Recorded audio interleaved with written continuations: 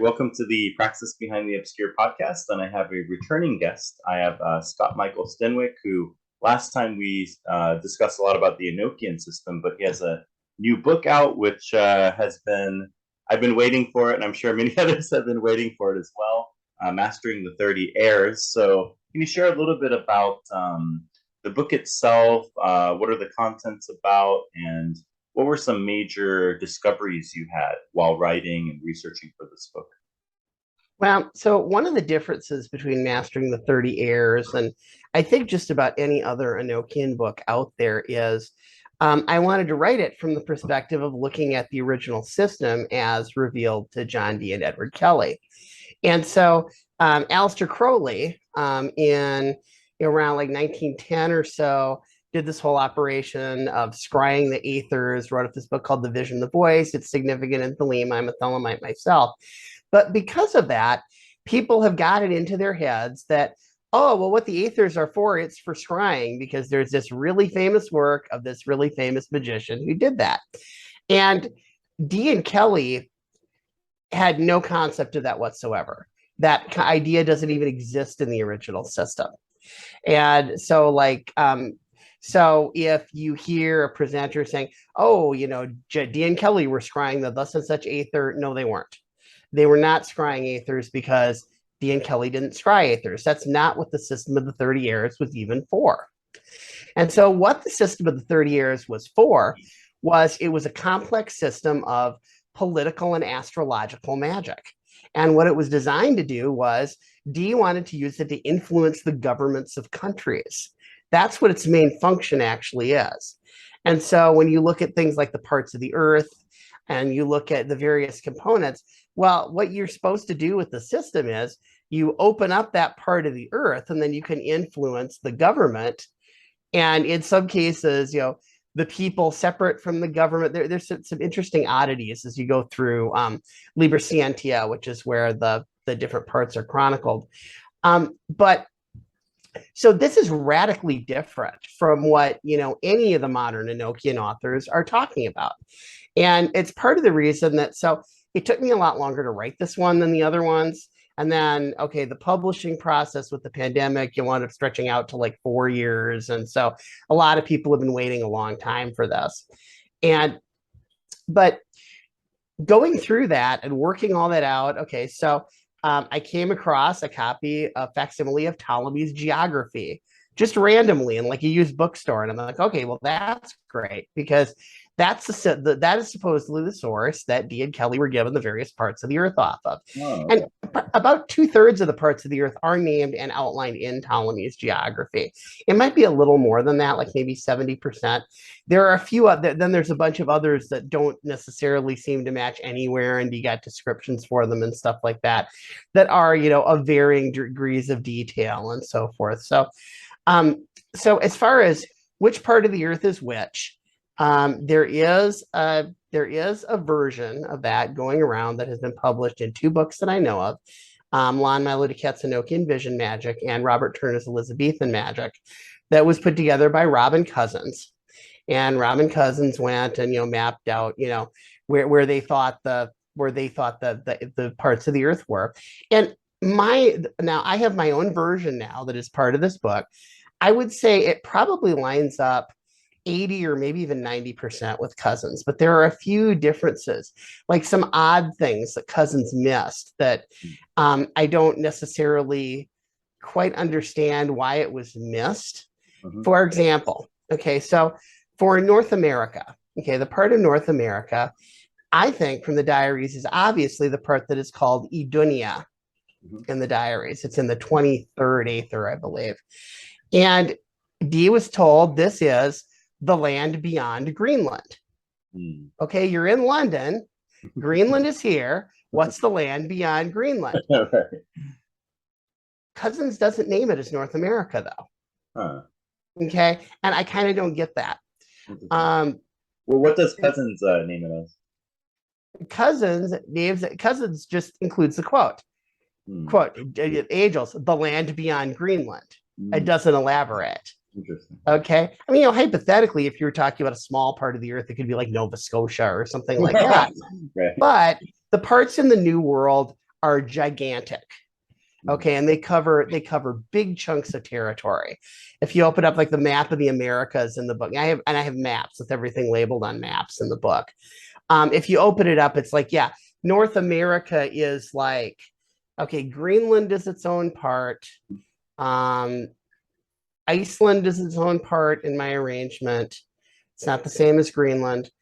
And then you have a part that is like Alaska and northern Canada, like the Yukon territories. That's the part that corresponds to the Arctic. And then you have Aedunia is basically all the way down through most of Canada and the United States. And then Onagap, which is pretty clearly described as kind of like Mesoamerica. So there's stuff in the description that D gets that kind of lines up with, the Central American cultures, kind of lines up with the Incas. So at least you're looking at, so this is Central America down into South America. And actually I classify most of South America as Onagap. And then there's a point down at the bottom, which is like the tip of Patagonia, which is like close to Antarctica. I link that in with Antarctica. Those are the same part in my arrangement. But these parts are really big in the New World. It's like as you get closer, it's extremely, Eurocentric, Middle East centric. I mean, as you get like into, it's Ptolemaic actually. So I suppose that technically maybe Greece is really, Greece is pretty close to the center. Like Turkey has like 11 parts or something like that assigned to it. Yeah, like all different regions. I got one map that's Turkey, and it's just all divided up about where the parts of Turkey are. Or Asia Minor, as it was back in the day. Right. And then you've got, but then, okay, North Africa has a lot of parts, the rest of Africa, not so much. It's like, basically, you're around Greece, you're around the Middle East, you're around the Mediterranean Sea, there's a whole bunch of parts. And then there's just, fewer and fewer as you go out from there is kind of how it winds up working. And I mean, no surprise, D was European, he was working in Europe.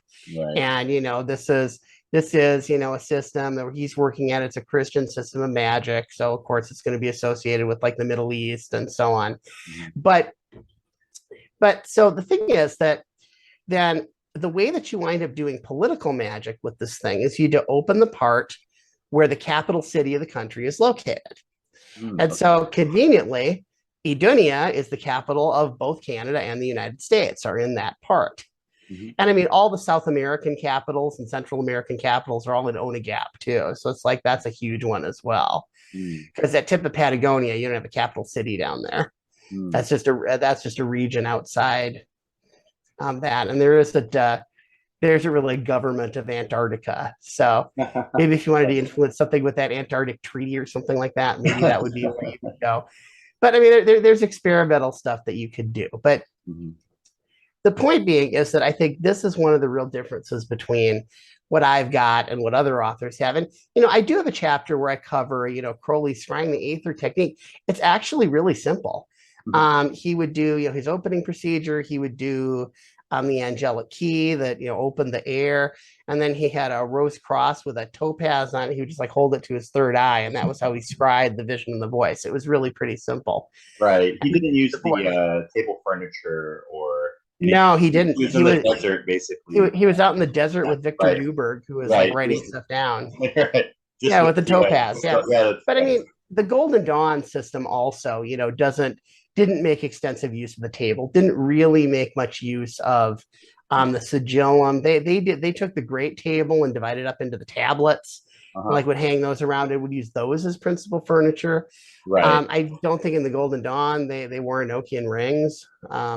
Says without the ring you will accomplish nothing. Says that in the diaries. Now people do seem to be able to accomplish Enochian stuff without having a physical ring. Works much better with the physical ring though. Sure, exactly. So Crowley didn't have a ring or anything like that either. I mean, it was this real, astral spirit vision kind of technique that he was using. And so I talk about how to do it, but it's really not the focus of the book. The focus of the book is how to use the airs and the parts of the earth to get at these components of the system. And to add context to that, I cover some of the basics of like traditional medieval Renaissance astrology, the kind of astrology that Dee would be familiar with.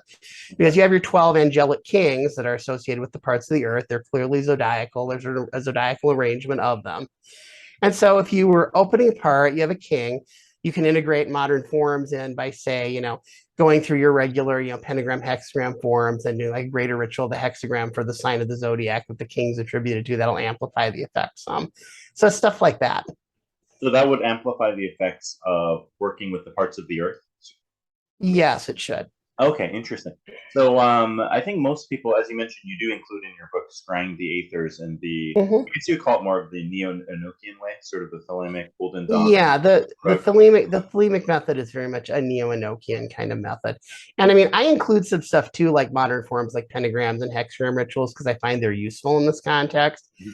But in the ritual template, like with the other books, I mean, they're optional. You can use them if you want to use modern components. Mm-hmm. Otherwise, you can go ahead and like use the prayers and that sort of sequence, as with Heptarchy and Great Table.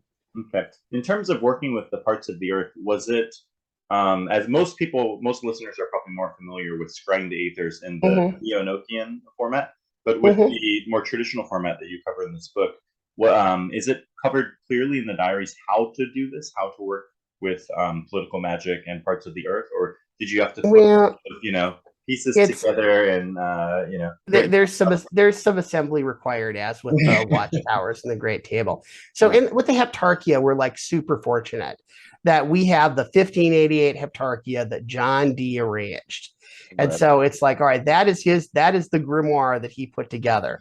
But he never, as far as I know, completed a grimoire form for the watchtowers and for the heirs. And I mean, there's pieces of it. I mean, you find some of the prayers and conjurations that he put together. And if you look at Jeffrey James, Enochian Evocation, that takes, there are some errors in there that you have to pay attention to in James. But that does take much of the basic stuff for working with the Great Table together, and kind of like puts it all together. There are some conjurations that that Dee probably wrote that go into that, and there are some other cases where we've got some other published texts of different versions of different versions of those prayers and stuff. It looks like probably more than one person tried to do it. I mean, Dee kind of tried to do it, and then we have at least like one or two people after Dee who at least worked on that, tried to get putting together the book and stuff. And I mean, there are instructions, sort of, but it's one of these things where I mean, you can see that there's an angelic key for the air. You open that up, you open the part of the earth by its angelic name, which is different than its mundane name. And you do that in the name of what is called the angelic king. And but we don't have a lot of conjurations. I wrote up my own conjurations for it that are fairly simple, but it's part of the earth, so and so I open you by the name, thus and such. I mean, it's a fairly simple thing like that. And so then once you get the part open, then you can call on the king to do stuff. Or I don't really talk about this in the book. This maybe would segue into some other like more advanced. I might do like a more advanced book at some point where and I think I mentioned you can do this in 30 years, but I don't go into exactly how to do it. But you can go ahead and conjure in more Enochian stuff, like watchtower stuff, heptarchial stuff, whatever, into your space once the part of the earth is opened. And then they have a link to anything residing within that space. So you could do that. A good way to do political magic, and I think I mentioned this in the book, is so you can call up the kings, and the other thing you could do is you can call up the seniors, and the seniors govern knowledge and judgment in human affairs. So all right, so we want this political judgment to happen in this area, kind of thing. Interesting. Okay. When you do this process, are you also working with the full furniture setup, sort of like with Heptarchy? Okay, great. Yes, I do. So when you're using the system, what you've got is it's the area over the Sigillum de Amath is where that link opens to the part of the earth you're in. So the Sigillum it works like a classic containment structure. So it's same sort of a thing as you might see in like with the Trithemian table and some of these other things where it's a space. It's like okay, it's like there's your universe, which is you and the temple and the table. And this is like a pocket universe you're working with that you're opening up or conjuring into. You create a link within it, you conjure into it. And if you have a magical link to some kind of a target, you put that, on the sigillum as well. And Mhm. so everything has access to like just what's in that pocket universe. That is the magical links there, which is magical link to the part, magical link to, something outside the temple and so forth. Okay, great. Yeah. Also, I'm not sure if I read this in another book, but are there sigils that are related to the parts of the earth, or perhaps those are Yes. sigils that are related to the astrological kings that you would utilize during this They're operation? related. They're related to the parts of the earth. Each part of the earth has its own sigil, and Okay. the sigils they're drawn kind of like puzzle pieces onto the great Yes. table, and they all fit together. Oh, Um, so um, so what you do is to do a so I do a thing where I make a talisman for the air. So I have those in the book. They're circular. They have the name of the air, and then they have the sigils of the parts that are associated with that air. So I have a set of 30. I don't have a set of 91 because you're opening the air, and then that's what's working with the angelic key. And then within that air, then you're opening the part by the name of the king. okay. So that's how it works. And I go through the same thing where I put it on the floor and I stand on it, like with the heptarchia. Okay. Technically, that direction only pertains to the heptarchia. We don't really have a direction one way or the other with the great table or with the airs. Mhm. But I find it's helpful to be consistent across the system, and it seems like it works well. Interesting. Okay.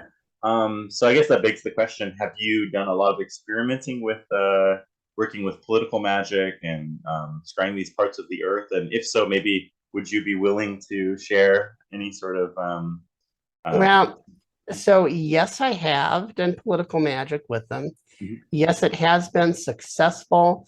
I don't know that I want to go into exact details about it. Okay. Politically, so yeah, politically, I mean, you can kind of think politically, I'm a total lefty progressive. So, Mhm. progressive victories that happen in the United States, many of them are things that I cast for. It doesn't always work. I mean, Sure. modern democracies are complicated. And so you've got this whole process. So you could build a thing where you could try to work on, okay, get this policy passed, and it'll get further than it would otherwise, if you didn't use the magic, but it might not make it all the way through. Sure. So you've got to watch that, and record your results. If you got something that's a big failure, it's like, well, make a note of that. Right. Right. um, Right. Yeah. For me, I guess if I was working, I mean, in a time now where we have this sort of huge conflict with Russia and mhm. proxy wars, I mean, working some sort of push towards negotiations and peace and stuff like that would be Yeah, very that yeah, I could see that being That very would that would be a good thing. Yeah, yeah. I unfortunately I don't have the book right in front of me. I actually was going to look that up. So Mhm. Russia is Soromantica is the part of the earth. I don't remember which air it is.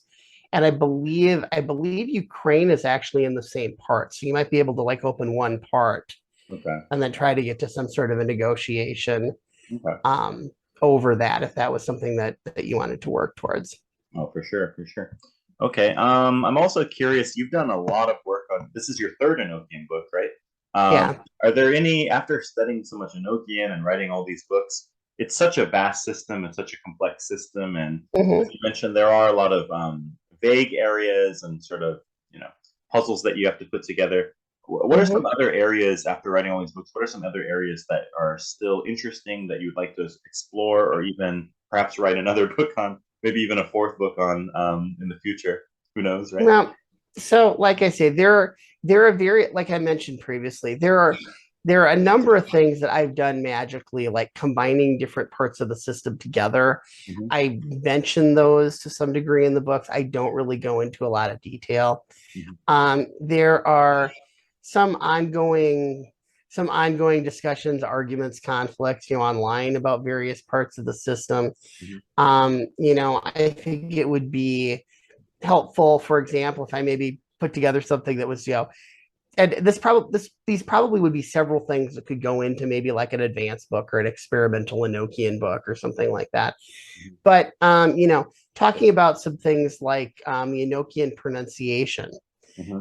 Unfortunately, we don't really have a so people have pretty much figured out Yeah, you should use D's pronunciation notes because D had pronunciation notes. This is the thing that, back in the day, people, you like Golden Dawn stuff, you look at Aleister Crowley's Liber Hanok, it's like it spells out the words in the Golden Dawn pronunciation. So you can't even look through it and get the original letters back out of it, which Right. which makes Liber Hanok kind of a frustrating text to use because that pronunciation method is, well, in my opinion, it's ridiculous. Right. But I mean, they used it on the television show Supernatural, so I guess it has that going for it, right? Right. But no, it's not a good way to pronounce Enochian. It winds up being overly elaborate. There are sounds in Enochian that are actually technically angelic, the angelic language. It's colloquially called Enochian, but it's called the angelic language in the diaries. But there are things in there where, there are too many consonants in a row to pronounce it. No, you can pronounce it. You just have to practice. Right. I mean, in a lot of cases, it's like, yeah, there are some consonant combinations that English speakers don't come across. I think I maybe mentioned this last time, but like a really easy one. Okay, so VORSG. Crowley says it's Vauresagi. Right. Right. Okay, VORSG. It's pronounced Vorsk. Right. Like that. Right. It's like, and that RSG is hard. Well, you practice, okay? So if you start by saying it Vorsk, Right. ORSK, that's an easy one in English. What's the difference between a K and a G? Vorzg. You just pull your tongue back a little bit, and now you got the sound. And most of the weird combinations of consonants are like that. I will occasionally drop an extra Golden Dawn vowel into my pronunciation when it's just absolutely hopeless, like 5 consonants in a row. But I try to do it as sparingly as possible. And it would be interesting to have a source, I think, that really dug into that and really conformed to Dia's pronunciation notes, because so far nothing like that has been published. There are one of the points I make is that so Aaron Leach published the Angelical Language series, okay, which Right. would be good if it was right about a couple of things. And again, it is good. Okay, it is a good investigation of the language, but there's a couple of things in there that just don't work, and especially if you're like I point out in this book in Mastering the 30 Airs.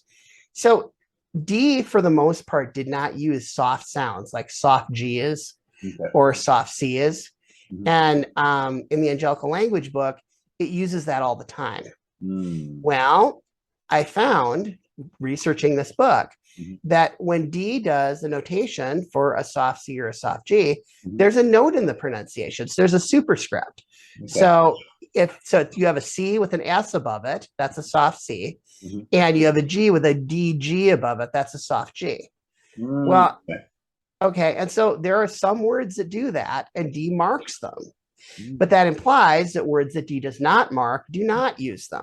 And I have not previously seen that point brought up by anyone. So that's in Mastering the 30 Years. That's a piece of the pronunciation, but that would be a neat thing to do, like a pronunciation guide that was like really, conformed to it. And you'd have to, like, D uses some stuff that it's not completely clear what it is, like marks, and maybe it's an accent, maybe it's like for a sound or whatever. Dig into what people did actually in the Elizabethan period and really research it. That would be a lot of work, but I mean that would be a useful thing to have out there. It would be a useful thing to talk about how to combine Enochian pieces into bigger operations, like I mentioned. What I was really focusing on with the 3-book series is to get people doing the work, because what's going to happen, that's going to get them in contact with the spirits. They're going to have the insights, and they're getting it from doing the work instead of from reading somebody spend 40 pages trying to work out some geometric puzzle or something. I don't generally find stuff like that useful. I wouldn't by doing, personally.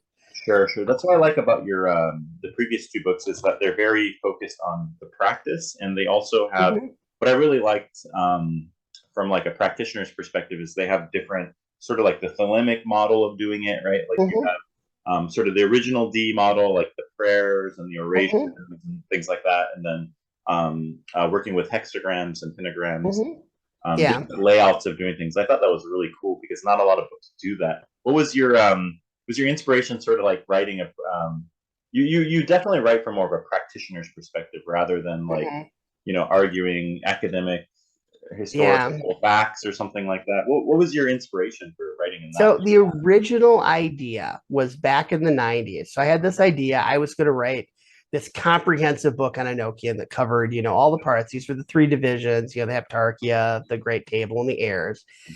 And I wanted to have this one book. It was going to be called The Enochian Universe, was going to be the title. Uh-huh. And it was going to talk about traditional stuff, modern stuff. It was going to include, all these things, all this practical stuff on how to work with it. And I never really got it finished. I was working on that, like, up through like the early 2000s. But one of the impetuses for it, and I think you will find that this can be done with my books, is I just wanted a book that I could stand in the temple and flip open and just like read this. Now go to this page, read this. Now go to this page and read this. I've gotten close with Jeffrey James with some correction notes on Jeffrey James and some other papers jammed in and bookmarks and stuff, and then pulling up other stuff over here because it's not in there. And but it was still, kind of an awkward process to go through all that. And so I wanted, all right, so flip here, flip here, flip here.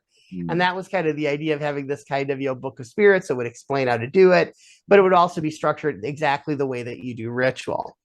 So then I decided that, so after I got in with Pendragon Publishing, I decided that I would do a book on specifically on the Heptarchy, and that became Mastering the Mystical Heptarchy. And so, okay, so I've got this whole like first section from the Enochian universe mostly put together. So I'm going to take that and then I'll write it on my commentary and stuff like that. And it's structured the same way that the Enochian universe was going to be structured, which is, it was going to have like a template that walked through, how you do rituals. I mean, I'm a software developer, architect, technical writer, Right. so make the process completely modular so you can do it however you want. And so it was a really ambitious project. And actually, I got bogged down on the part with the heirs. And that's part of the reason that this one took me longer to write, because I had to write it more from scratch than the other two. I had kind of like proto drafts of the other two. But, you put all three of them together, you basically get the material that I wanted to cover. And, I have done a lot of experiments over the years with the pentagram and hexagram rituals. I think they're really effective. Like I talk about in the first two books, the operant field idea, combine your invoking foundational hexagram ritual with your banishing pentagram ritual instead of doing banish like a lot of schools teach. Magic gets way more effective. And I mean, I teach this at our class here at the OTO Lodge in Minneapolis. A lot of people have had really good luck with it. I mean, people who have done these forums, the other way, then they change it around. And I mean, I literally had one person, they came to the workshop, I taught them this thing, and okay, and they thought it was a little weird, but okay, they came back the next week and like, Scott, there's a thing I was trying to do with magic for 3 years, and I did this. I got it to work in 5 minutes. You always like to hear that as a teacher, because I'm about the results. I'm about making it work, and making it work for you to manifest your will. I mean, as a Thelemite, that's what I want people to be able to do. Oh, definitely. Yeah, I really enjoy your books because they're so, I mean, not only informative, but practical. Like you said, you can pick up the other two books. I'm sure the new one as well. Definitely people should check out the new one, and I'm grabbing it too. Another question, actually, now that I mentioned the new book, are you going to release it in ebook form, or is it only going to be? I would have to talk to my publisher. I believe the plan is to release an ebook. I don't have a date for that. They have ebooks for the other two. Okay, cool. I don't remember if they came out right away though when the book came out. They may have been delayed by a period of time. So I'll maybe see if I can find that out. I mean, certainly when the ebook is released, I'll announce it on my blog and stuff like that. But I believe the plan is to have one. Okay. Yeah, they're very great for a practitioner. Easy to flip through, easy to work with. Yeah, the templates are all laid out and everything. So I really appreciate that. Another thing I was wondering, because you, as far as I know, books on Heptarchia, other than Dee's original grimoire, I think you're the only one who's published a full book on the mystical heptarchy. Yeah, that's just on the Heptarchia. Yeah, Yeah. it's one of these things. It's included in a number of other books on Enochian magic. You know, like you buy Jason Newcomb's book, he has a section on it. Mm-hmm. You know, Pat Zalewski's book in Golden Dawn Enochian Magic has a section. And actually, in the edition, I've got like a couple of spirit names are out of order, so that's like kind of bad about that book. But it's an edit. I mean, you know, it's a mistake an editor not familiar with the system can make, but it's kind of not a good mistake to make. But I don't know. They may have corrected that in a subsequent version. Mine is, you know, 25 years old. Right. But yeah, so they have it as a section. I mean, like Jeffrey James, you know, he has a section on the Heptarchia too. Mm-hmm. But yeah, as far as like a book just focusing specifically on the Heptarchia, I thought, okay, so this would be kind of interesting because there isn't one. Mm-hmm. It's something that's covered so that I can talk about, you know, like my templates and my ideas for doing magic in that context, and have be, hey, this is the book on the Heptarchia Mystica. Right. Since the new book is about working with the parts of the earth and working with the aethers in more of a traditional context, however, you also mentioned that you personally work with the aethers in more of the scrying the aethers, sort of the Crowley way as well, right? I have done both. You have done both. Probably I've done more political stuff than I've done scrying aether stuff. Mm-hmm. You know, I mean, I have done some of the aether scrying. I mean, I'm familiar with the method and how to do it. I wouldn't say that I've gotten consistently profound results from it, but you know, it may be something I just need to work at more. Interesting. Okay, because a lot of people do the scrying the aethers method, and they have, or at least they claim to have very good results. You know, and so well, part of the thing is when I do stuff, I test stuff against real world information. It has to line up for any of the visions to be valid. And so it's like, sure, your imagination can produce some things that look pretty cool, but it's like, all right, well, if it doesn't line up with something, you know, that is tangible or measurable, it's hard for me to give a lot of credence to that. Sure. So, I mean, I perhaps am more skeptical than I should be about some of those things, but I do think it's important because it seems like, you know, the vision and the voice has a lot. I mean, the vision and the voice has a lot of stuff that, you know, quality wise is not something that I've seen.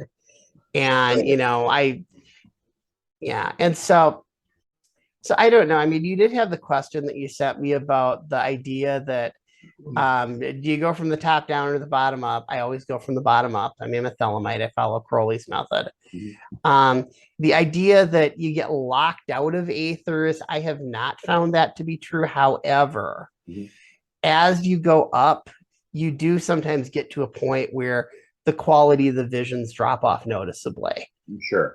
You still get stuff. It's not like you get just nothing, but you start getting stuff that's not as good. But it's more of a gradual process as you go up. Right. In my experience. Right. More static, less clear, perhaps. Yeah, kind of like that. Okay, interesting. Why do you think that, since this isn't a traditional D method, it's sort of a newer, you know, innovated, I guess you would say innovated by Dawn and Crowley. Why do you think something like that works? I mean, that's kind of an abstract theoretical question. Since it's not well, really I think somebody came up with an abstract theory and they tested it experimentally and found that it works, and that's why it was passed on. Okay. I mean, we don't necessarily have a unified theory of magic that says, oh, here's why this works, here's why this doesn't work. I mean, it's also not true to say that, oh, just because something is from, you know, whatever period, that automatically means it works. We don't actually know. You've got to try it and you've got to see. Right.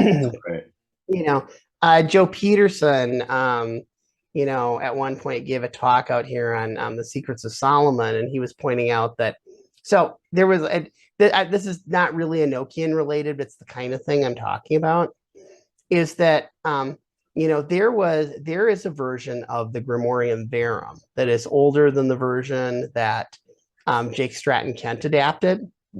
And there was this whole big kerfluffle about, oh, do you have to make a pact with the spirit Skirlin to work with it or not? Okay, and this is discussed online a lot. This is in the Stratton Kent version. And Joe Peterson pointed out that, well, you know, okay, so here's a version of the Verum from this period that's older. There's no mention of Skirlin in it at all. It was added later. And so, okay, does that mean it doesn't work? Well, people work with the Stratton Kent version. They say that it works. So, I mean, I'm not going to say that that means it doesn't work. However, it's not really old. It's an innovation. It's something that was added later. You can also look at grimoires like the Lemegeton, the Lemegeton Goetia, which is actually a very late grimoire. I mean, you're looking at like mid 1600s, and it consolidates, you know, some of the knowledge of other grimoires that are older, but it's actually quite late. And so, like a lot of the real grimoire traditionalists, well, they want to work with earlier ones. But the Lemegeton Goetia has a pretty solid reputation for, you know, working, at least in the context that it does. Sure. You have the Crowley edition of the Goetia, where he's got the Bornless ritual, which is adapted from the Stele of Jehu. Right. And I mean, he's pulling, you know, and then the Bornless ritual gets turned into Liber Samech, which is a holy guardian angel invocation, which he says is the same thing as the Abra Melon. And that's also a discussion. So whether or not it is the same thing as the Abra Melon, though, I do think the traditional Abra Melon people wind up in a bit of a bind talking about the holy guardian angel that way. Because, you know, you could make a case that Liber Samech invokes, you know, a completely different spirit than what the Abra Melon does. That would not, you know, if you look at Agrippa, there's Leech claims. Yeah, that it's you look at Agrippa, there's like 5 or 6 different angels that are connected to you. Okay, it would be very easy for, you know, one to show up versus the other or something like that. Now, the problem with that, though, is where you wind up in a bind is almost all the writing about the nature of the holy guardian angel in modern magic comes from Crowley. And Crowley did his holy guardian angel using Liber Samech. So all the Crowley material applies to the spirit Crowley got in contact with. And if the traditional Abra Melon puts you in contact with a different spirit, well, now you can't say anything about its nature practically. You'd have to refer to like just classical sources or something. And some people may want to do that. Some people may find that more meaningful, more reasonable. Certainly, you get in touch with the angel. Angel can tell you stuff. It sounds like that happens in both systems. But yeah, so there's a lot of stuff like that where old automatically gets assumed to be good, and that's kind of where my point is. And you know, I did go back and, you know, bring in some stuff from the original diaries, putting these books together. But my main goal actually is to try and build a system of magic that doesn't contradict the original diaries. And that's my problem with a lot of the Golden Dawn stuff, is that it winds up being contradictory. And Crowley stuff as well. I mean, Thelemite though I am, it contradicts the original diaries. And so I think if you want to work with the system in this context, you know, you could certainly elaborate it with modern forms and techniques and things, but you want to make sure that, you know, like the Golden Dawn do some stuff with shuffling around attributions that I don't really buy. I mean, an example of that is it's very clear that the 4 kings of the Great Table correspond to the directions. It's a king of the east, king of the south, king of the west, king of the north. They have other associations that are related to elements. But what the Golden Dawn does is they say, oh, well, this one is the king of air. And so I'm going to hang it up in the east if I'm doing the winds model. But no, see, air is in the west in the zodiac model. So I'm going to take my air tablet and move it to the west because air goes in the west. Well, the direction is primary, not the element. In theory, if you shifted elemental arrangements, what you should actually do is the colors of the tablet should change, but the names should all stay, you know, where they are. So like Bataiva, king of the east, would go from air to fire. You'd have to do it like that. But they really wanted the elements to be 1-to-1, I think, and that's why they did it that way. But the 1-to-1 thing gets you into trouble too. That's where the so in the Thelemic system in Liber 777, again, I'm kind of running off of Enochian a little bit, but there's this whole argument over, is Raphael or Michael the angel of the sun? Right. You seen that online? Okay. Yeah, of course, yeah. Okay, it's the easiest thing in the world because they're not 1-to-1. You're assuming they have to be 1-to-1, and that's what the problem is. So if you look at Liber 777, okay, well, Michael is the angel of the Sephira Hod, and he's the angel of the path of the sun on the tree of life. So his attribution shifts, whether it's path or Sephira. Raphael is the same way. Raphael is the path of Mercury, but Raphael is the Sephira of Tiferet. Okay. So as long as you separate your Sephira and your paths, there's no conflict, no problem. But Mercury is attributed to Hod. So does that mean Mikael? Well, okay, you're going off on this is another association that doesn't have to necessarily line up with your spirit. And if you look at it more like that, understanding how the components can be separated out, I think the Thalibic system and in the Enochian system, I think there are some insights there that you can get that are much more straightforward. Okay. Yeah, that's very people definitely get locked into like especially if you look online, especially on like Facebook or things like that. Oh, I know. I do my best to stay out of those discussions. It's like it's just you're not going to change anybody's mind, and it seems like what do you do? I'm like posturing against somebody else. Like, oh, maybe they'll buy my book instead of theirs. I'm like, yeah, that's not why I write my books. I don't write stuff to slag on people. I do slag on people in the books a little bit. Donald Tyson's Enochian Apocalypse gets thoroughly roasted in Mastering the 30 Airs. Okay. I mean, the dude comes out and says that Aleister Crowley scrying the heirs could have led to the Holocaust. He's just wrong. Wow. So I mean, that's ridiculous. Is he the origin of that theory that Enochian? I believe so.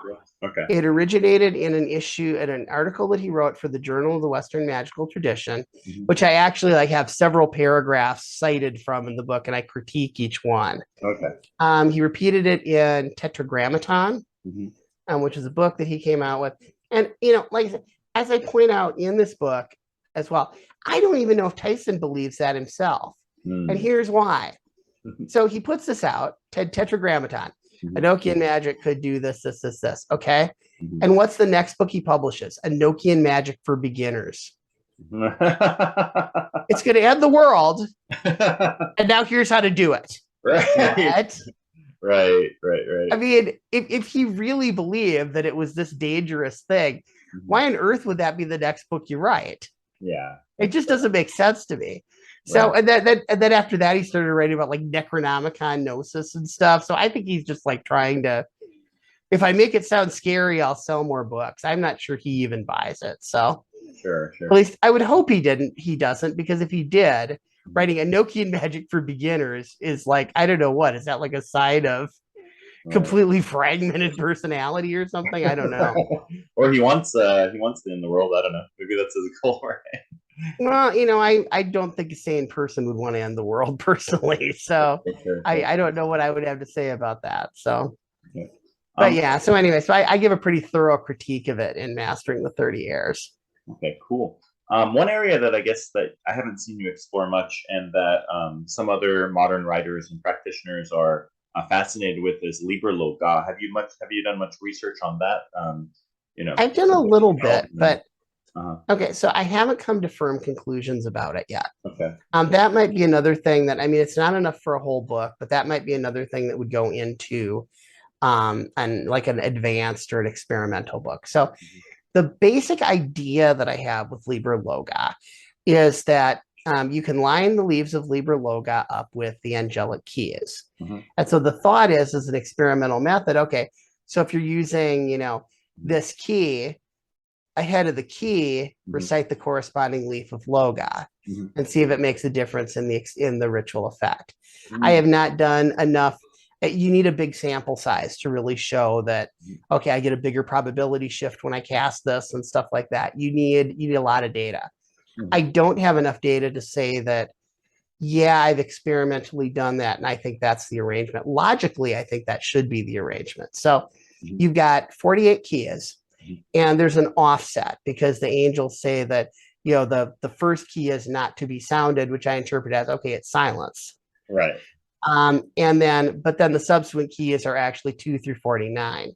So you take the leaves of Loga 1 through 49, you fit them together so that the first leaf of Loga is silence, which is the true first call, which means you would recite it on its own without a corresponding key. And then you would move into what you were doing for ritual. So then, okay, so the first angelic key is actually the second in this thing. So if the first thing you're doing is the first angelic key, you do second leaf of Loga, then first angelic key, Mhm. and so on all the way through the system. I think that's the most logical way to put it together. But like I say, haven't experimented with it. Right. I think a couple other people mentioned that that's their operating theory, or that's what they think as well. Yeah, it'd be It's interesting. It'd be interesting to see you do more research on it and sort of yeah, it's experimentation.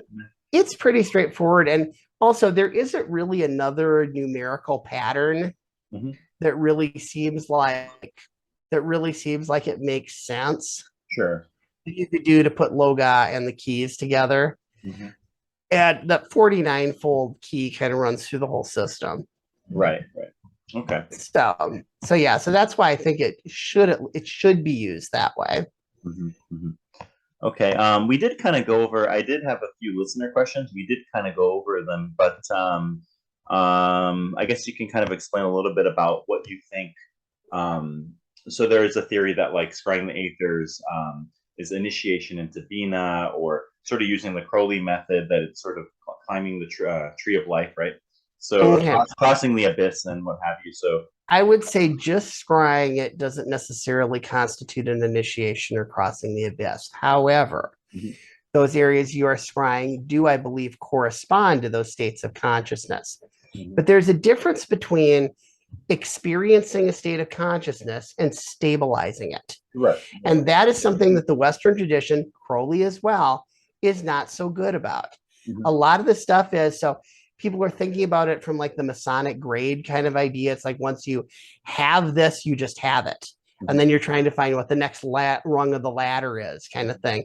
And when you get the rung of the ladder, you're at that point on the ladder. Well, there's basic stuff there, like, for example, knowledge and conversation of the holy guardian angel. If you don't do your practices, that will fade and become less accurate. And I know because I test mine against real world information that I don't know. mhm. And so if I take a couple of weeks off from doing my practice, oh yeah, I'll get in contact with something and I'll get mixed up with my own thoughts. Now I can get it back pretty fast by picking up the practices again. But the point of it is, it's not that you just get it and you're done. Right, Same right, with Master of the Temple, not something you just get and you're done. right, Okay. right. This is something that you have to work to stabilize and you have to work to maintain. Mhm, It's like, I like to think of the tree of life and the aethers kind of the way Ken Wilber talks about, is they have the great nest of being. The idea that, so your consciousness is expanding outward in concentric rings, kind of like the rings on a tree. mhm, And you have peak experiences that correspond to here, but then you drop back down to here. mhm, And the key is you want to get to a point in your mystical practice where your mhm. stabilized everyday consciousness is at this point to the degree that it can be. I mean, obviously, you've achieved the vision of no difference, therefore you don't know the difference between you know uh you know walking down the sidewalk and walking down the street, and a bus will still hit you because there's no difference between you and the bus, but it'll still kill you, that type of thing. You don't want to be walking around all the time with Mhm. that level of consciousness applied to your mundane reality. I think that really doesn't make sense, but you do want to stabilize to the best of your ability that state of consciousness it's it's something that your mind kind of reflexively returns to. And that is different. Oh, I had this experience, so now I have it. It's like you probably don't. And it's like psycho neuroscience research, psychology research really suggests that you don't, until you've gotten to a point where you've stabilized it. Right, right. It sort of reminds me of like psychedelics. Like somebody will do psychedelic and have a profound mystical Mm-hmm. experience, sort of feeling at unity with all beings and nature. And then, you wake up the next day and you're back to, Right. Psychedelics do a really good job of facilitating that jump to a peak experience, but sure. then you come back to where you previously were. Right, right. You need practice and Mm-hmm. obviously more practice to stabilize such experiences, such Mm-hmm. right. Okay, yeah, that's a good explanation. All right. Quickly, can you run through? You did earlier in the podcast, but can you quickly or simply kind of run through the process again about working with the parts of the earth for people that are interested? So Okay. you mentioned first. Also, maybe the temple setup or the furniture setup is the same The as. furniture setup is the Okay. same. Hmm. You've got the holy table, you've got your sigillum. The sigillum is where you're going to be opening your space. So Anything you want to have a link to should be placed on top of the sigillum. If you're scrying, you use a crystal. You don't need a crystal, though. You'll need a crystal if you're going to scry. You don't necessarily have to scry to cast something. Sure. So, I mean, you could just conjure the spirit and, direct the spirit. And, as long as you have some means of perceiving the spirit's presence, and honestly, it doesn't really take that long to get spirits to show up, when you're practicing. Maybe people who are like complete noobs who like don't know what they're doing at all. They're just kind of like reading it out of a book or something. Maybe they're going to wind up not doing anything if they don't have a method for detecting the spirit. But I mean, this is like a big argument online too about you have to visually see them and stuff and you absolutely don't. I usually don't visually see much. A little sparkle, maybe a shadow, maybe a candle flame does something funny, maybe smoke does something funny. When these things were invented back in the day, people didn't sit and watch television, this device that perfectly reproduces images. Right. And so, things that were these little kind of pareidola-ish effects that happen, when you're working with spirits. And it is something that the practice seems to induce. And it is something that your mind seems to connect with, by means of your psychic senses and so on. Those little things were a lot more impressive back in the day before we had, 60-inch flat screens that reproduced any image we wanted, in perfect detail and bright, and I have come across, people, I'm bad at visualizing because I just can kind of see this little sort of translucent thing. It's like, that's what most people see. I don't know if you're thinking, it's going to look like television because you're listening to somebody online who's trying to sell a book. I mean, there are people like that. Oh, no, you must absolutely see it just like they were, perfectly there, which is an extremely hard thing to do that most people, I don't think, can even get to the point where they visualize things in that level of, absolute perfect detail. And so you're saying, hey, you need to buy more of my books because you can't do it. And the thing you're saying that, they can't do is something that's actually impossible. Right. So that's a good racket. You can sell a lot of books that way. Right. But I mean, I want to be honest and get the information out there about how it really works. Right. But anyway, so as long as you have some means of detecting the spirit, and I find my psychic senses are more kinesthetic. I don't know if you ever see me do rituals. I'll do this thing where I'm vibrating the spirit name and I hold my hands on either side of the sigillum, and I can actually feel sensations when the spirits show up. I mean, sometimes they feel cold, sometimes they feel tingly or whatnot, but there's this really distinct shift that happens, and that's what I'm feeling for. Right. Once that happens, okay, the spirit's there. I don't need to see them because I know they're present. Sure. And so, and I say the sigillum works, just like a trithemian table. You can use it with a crystal, you can use it without a crystal, just to create this kind of pocket universe that you're conjuring into. So in that context, you could use ceremonial forms or not. You can use the prayers, you can use the modern methods. However you want to do it, you'll go through your opening procedure. You're going to go through your conjuration. You're going to do the aether key. So the angelic key precedes the conjuration. You do the key for the air, and then you do the conjuration that opens the part of the earth by the name of the king. And once that's done, now you have a connection. And now you could address, to the king, cause this to happen, do your charge, which can be arbitrarily complex. You can write up the whole thing and it can be super involved. And really, if you're influencing specific political issues, it probably has to be.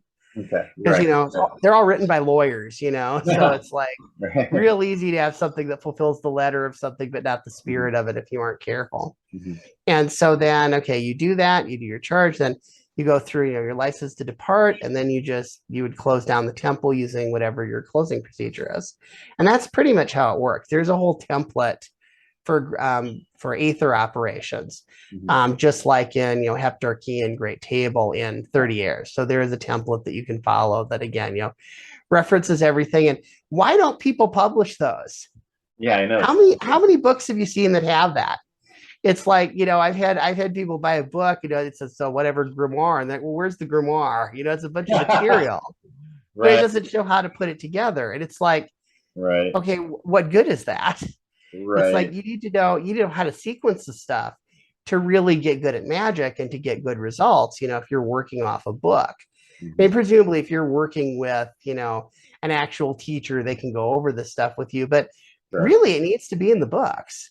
I Yeah. mean, people need to be able to look at this and, I mean, how many books are there that go through how to do the lesser ritual, the pentagram, but that don't tell you what you actually do with it? Except, oh, like do it daily to banish or whatever. Right. Well, how do you combine that into a larger operation? It doesn't get Right. talked about. No, absolutely. So that was something that I wanted to make sure wasn't something that was missing from my Enochian series. Oh, no doubt.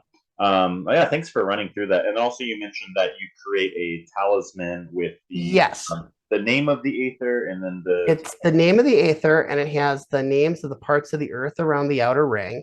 Okay. It's similar. It's similar to the design proposed by Jeffrey James in Enochian Evocation, Okay. and then it has the sigils of the parts of the earth that are associated with the air. Mm-hmm. The 30th air has 4 parts. All the other ones have 3 parts. Okay. And so, yeah. And then when you're doing your conjuration, you take that, you set it on the floor, and you stand on it.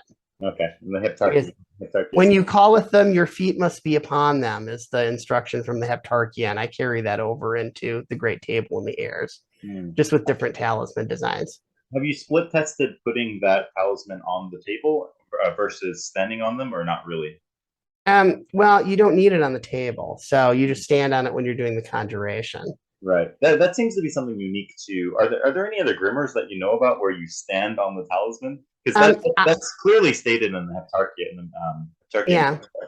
Yeah. I have not seen one, although there was in Geosophia, Jake Stratton Kent made a comment that that was a method that was used in the Enochian system, and he at least implied there was like some other grimoire where that was done, but he didn't say what it was, and the book doesn't have footnotes.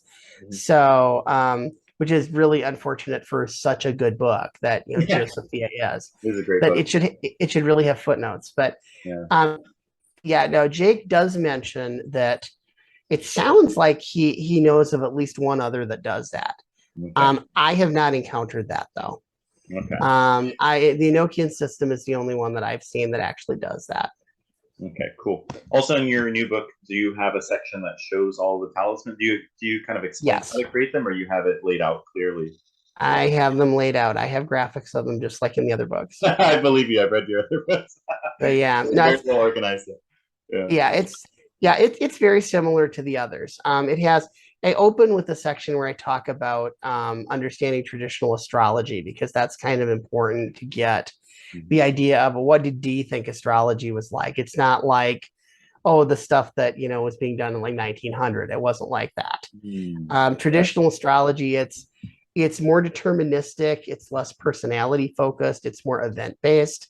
Okay. And people absolutely believe that zodiacal forces were what controlled, the destinies of countries and stuff like that. So the system of the airs fits into the milieu that way. Okay, cool. But then from there, I have some introductory stuff, the temple, I go through, the steps of the operation. I have the talismans, I have conjurations. It's very much the same structure. You won't find it unfamiliar at all once you get into that stuff. It's structured like the others. Okay, cool. Where can people pick up the book, and are there any other projects or things that you're working on that you'd like to mention? Well, you can get it. You can get it on Amazon. You can get it from. I have a link on my website to bookshop.org. Okay. That's kind of an interesting thing that I don't know if you've heard of that. So Bookshop it's an organization that was put together by independent booksellers. Okay. And so what you can do is you can go to bookshop.org and you can order the book.